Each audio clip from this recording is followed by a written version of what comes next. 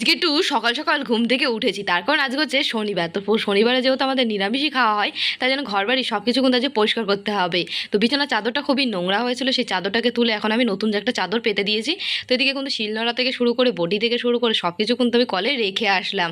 তো রান্নার জায়গাটা এখন আমি একটুখানি ঝাঁট দিয়ে নেবো, তারপরে কিন্তু ঘরটাকে আমি সুন্দর করে মুছে নেবো। তো কল থেকে এক বালতি জল নিয়ে এসে একটু সার্ফের জল গুলে নিয়ে সব কিছু কিন্তু আমি মুছে নিয়েছি। আর বোতলগুলো কালকে আমি ধুয়ে রেখেছিলাম, যেহেতু সকালবেলা অত কাজ একবারে করা যায় না। তো মা তো 10টার মধ্যে মায়ের খাবার পাঠাতে হবে, এখন অলরেডি 8টা বেজে গেছে। তো তাড়াতাড়ি করে কিন্তু আমি বাসনগুলো মেজে নিয়েছি, আর বাসনগুলো মাজা কমপ্লিট হয়ে গেছে। বাসনগুলো ধুয়ে চলো এবার রেখে আসি ঘরে।